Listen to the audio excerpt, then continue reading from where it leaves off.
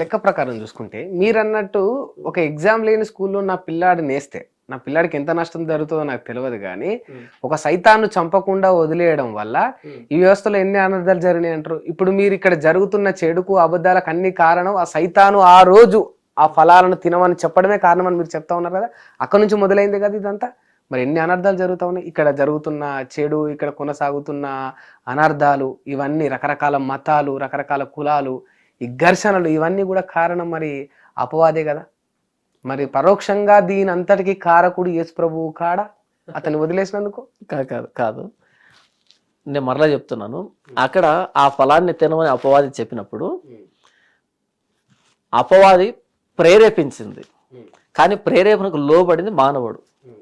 అపవాది తినిపించలే, అపవాది చెప్పింది, దేవుడు చెప్పినటువంటి డెఫినేషన్ని మార్చి చెప్పింది. దానికి మానవుడు లోబడ్డాడు, మానవుడు చేశాడు. అపవాది ప్రేరేపణ ఎంత తప్పో ఆ ప్రేరేపణకు లోబడ్డం మానవుడి తప్పు. అయితే అలా తప్పు చేసినటువంటి మానవుడిని దేవుడు అలా వదిలిపెట్టలే. మరలా వారికి దేవుడు వస్త్రాలు తొడిగించి వారిని బయట పంపించాడు, వస్త్రాలు తొడిగించి బయట పంపించాడు. అపవాది ఈరోజు ఎన్ని అనర్థాలకు కారణమవుతుంది, దేవుడు చూస్తున్నట్టుగా ఎందుకున్నాడు, ఇన్ని ఘర్షణలు కానీ, ఇన్ని మతాలు కానీ, ఇన్ని అబద్ధాలు కానీ, ఇన్ని విషయాలు అపవాది ద్వారా జరుగుతున్నాయి కదా, దేవుడు ఎందుకు అపవాదిని ఉంచాడు అని మీరు అంటున్నారు కదా. అపవాదిని ఉంచాడు అన్నది ఎంత వాస్తవమో, ఆ అపవాది చేస్తున్నటువంటి ఈ దారుణాలన్నిటికీ విరుగుడుగా ప్రభు అయిన యేసుక్రీస్తు శిలువలో ప్రాణం పెట్టాడు. ప్రభు అయిన యేసుక్రీస్తు ఈ లోకానికి వచ్చి మానవుడి అంతరంగాన్ని రూపాంతరం చెందించడానికి, మానవుడిని నూతన సృష్టిగా చేయడానికి. ఎందుకంటే ఏదైనా తోటలో దేవుడు చేసినటువంటి సృష్టి మానవుడు చెడిపోయాడు కాబట్టి అపవాది మాటలు విని ప్రభు అయిన యేసుక్రీస్తు ఆ దేవుడే ఈ లోకానికి నరావతారిగా వచ్చి శిలువ మీద ప్రాణం పెట్టడం ద్వారా అదే మానవుని నూతన సృష్టిగా చేశాడు. ఇది సువార్త ఈరోజు ప్రకటించబడుతుంది. మీరు ఏమన్నారు అంటే అపవాది ఇన్ని అనర్థాలు చేస్తున్నప్పుడు దేవుడు ఎందుకు చంపలేదు అంటే, దేవుడు గురి అపవాదిని చంపడం కాదు. దేవుడి గురి ఏంటంటే ఆ రోజు అపవాది ప్రేరేపణకు లోబడిన మానవుడిని అదే మానవుడు అపవాదిని ఓడించేటట్టుగా చేయడం దేవుని ప్రణాళిక. అది ప్రభువైన యేసుక్రీస్తు శిలువ ద్వారా జరిగింది, మానవుడిని నూతన సృష్టిగా చేయడం ద్వారా. మానవులు అది పొందిరా అపవాదిని ఓడించేంత శక్తి. ఎవరైతే ప్రభువైన యేసుక్రీస్తు సువార్తను అంగీకరించి, ప్రభువైన యేసుక్రీస్తుని దేవుడిగా అంగీకరించి ఎవరైతే ఆయనలో నూతన జీవం పొందుతారో వాళ్ళు అపవాదిని గెలుస్తారు, అపవాదిని కాళ్ళ కింద వేసుకొని తొక్కుతారు అని రోమిలు రాసిన పత్రికలో రాయబడింది. లేకపోతే తొక్కలేరు. ఇంకేమైనా అనర్థాలు జరుగుతాయి ఒకవేళ మొక్కపోతే, కొలవకపోతే యేసుక్రీస్తును? ఇంకా ఇంతకు మించిన అనర్థం ఏముండదు. మానవుడికి తన జీవితం ఏంటో తనకు అర్థం కాదు. తాను ఎందుకు పుడుతున్నాడు, ఎందుకు చనిపోతున్నాడు, చనిపోయి ఎక్కడికి వెళ్తున్నాడు, పాపం ఏంటో పరిశుద్ధత ఏంటో తెలీదు. అంటే ఇంతకు మించిన అనర్థం ఏంటి? క్రైస్తవంలో లేకపోతే అవి తెలీదు అంతే. క్రైస్తవంలో లేకపోతే కాదు, ప్రభు అయిన యేసుక్రీస్తు అని అంగీకరించకపోతే, ప్రభు అయిన యేసుక్రీస్తులో నూతన జీవం పొందకపోతే ఇది మూర్ఖం అనిపించట్లేదా మీకు? అంటే నన్నే మొక్కాలే, నన్ను మొక్కకపోతే నీ జీవితానికి అర్థమే లేదు, నీ జీవితానికి నువ్వు ఎండు తెలుసుకోలేవు అంటే ఇది ఒక మూర్ఖము, అన్యాయము అని మీకు అనిపించట్లేదా? Very good. ఇప్పుడు నేను ఒక ప్రశ్న అడుగుతూ మీరు సమాధానం చెప్పాలి. మీకు పిల్లలు ఉన్నారా? లేరు. మీకు పిల్లలు పుట్టిన తర్వాత మీ కొడుకు మిమ్మల్ని మాత్రమే నాన్న అనాలా, లేకపోతే మిమ్మల్ని కాకుండా ఇంకెవరిని నాన్న అన్నా సరే మీరు అంగీకరించగలుగుతారా? ఉదార స్వభావం పెద్ద మనసు చేసుకొని నా కొడుకు నేనే కంట కనుక నన్నే నాన్న అనాలి. ఇందులో మూర్ఖత్వం లేదు కదా. లేదు కదా.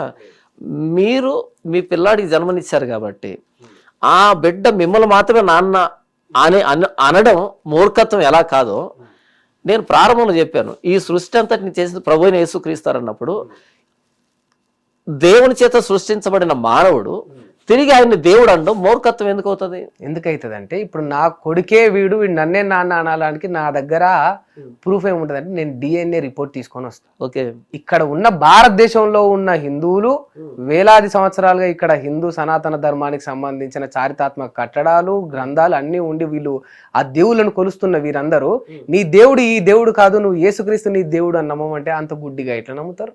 ఓకే, దీనికి సమాధానం చెప్తాను.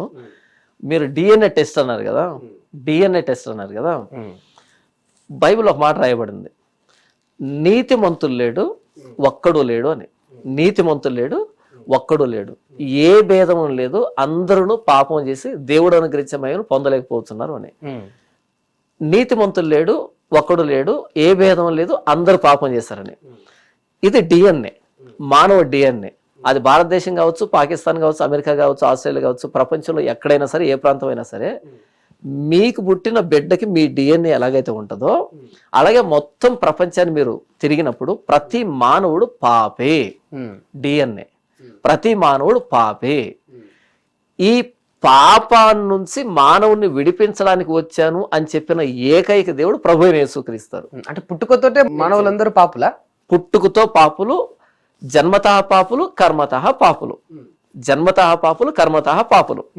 కాబట్టి ఏంటంటే మీ డిఎన్ఏ మీ బిడ్డకి ఎలా వస్తుందో అలాగే ప్రపంచ మానవులందరికీ, వాళ్ళు ఏ మతం కానీ, ఏ కులం కానీ, ఏ ప్రాంతం కానీ, ఏ దేశం కానీ, ఏ కాలం కానీ, ప్రతి మానవుడు పాపి. ఏ భేదం లేదు, అందరూ పాపం చేసి దేవుడు అనుగ్రహించమని పొందలేకపోతున్నారు. నీతిమంతులు ఒక్కడు లేడు. ప్రభువైన యేసుక్రీస్తు ఎందుకు ఈ లోకానికి వచ్చాడు అంటే పాపులను రక్షించుటకు. ఒకవేళ భారతదేశంలో పాపులు లేకపోతే కనుక భారతదేశం ప్రభువైన యేసుక్రీస్తు అక్కర్లేదు. లేదు భారతదేశంలో మేము పాపులమి అని అంటే గనక ఖచ్చితంగా ప్రభువైన యేసుక్రీస్తు భారతదేశం కూడా దేవుడే. ఈ ప్రపంచంలో మీరు ఎక్కడైనా వెళ్ళండి, మాలో పాపం లేదు అని చెప్పేవాడేవాడు ఈ ప్రపంచంలో లేడు. కాబట్టి ప్రతి మానవుల్లో పాపం అనే డిఎన్ఏ ఉంది. కాబట్టి ఆ పాపం నుంచి మానవుడిని విడిపించడానికి ప్రభువైన యేసుక్రీస్తు మాత్రమే లోకానికి వచ్చాడు. కాబట్టి శిలువలో ప్రాణం పెట్టాడు. కాబట్టి ఖచ్చితంగా మానవుడికి దేవుడు ఆయనే. అది భారతదేశం కావచ్చు, పాకిస్తాన్ కావచ్చు, ఎవరైనా కావచ్చు. గ్రంథాలు ఏముంది, ఎన్నైనా రాసుకోవచ్చు. అంటే పుట్టిన బిడ్డకు పాపాన్ని అంటిస్తలేరా మీరు? అన్యం పుణ్యం తెలియని ఒక పుట్టిన పసిబిడ్డకు పాపాన్ని అంటిస్తలేరా? ఓకే, ఈ మాటల ద్వారా.